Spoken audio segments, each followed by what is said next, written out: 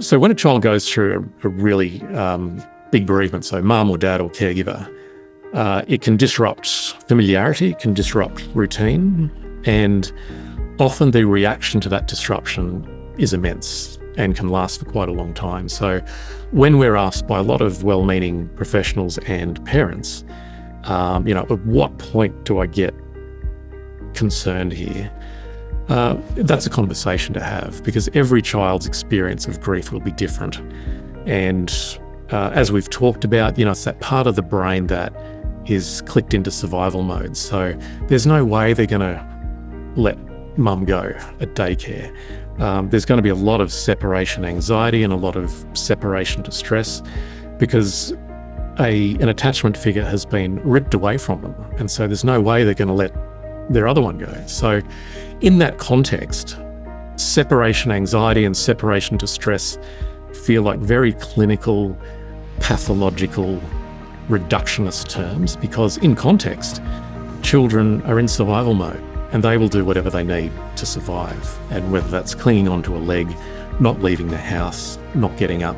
So in that context, I feel a lot of compassion for children who do struggle attending school, do struggle concentrating in school.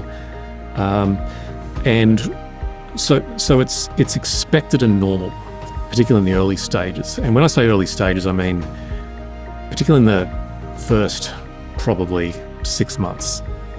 And when it starts to interfere with ongoing life, that's when we can start to talk about strategies. And so if a child is really struggling to get back to school full time, we might work with the school and work with the parent about going a half a day a week, and then 2 half days a week, and then maybe 1 full day, and really easing children back into a routine that they were ruptured from, and often titrating or just gently, little bit by little bit. And so not going from one absolute to another, but being very gentle in re-entering the child into a routine works really well. And so, 6 months is a very arbitrary time frame. And if parents are concerned, they can email us or call us, because, it's how long's a piece of string? Every child will be different.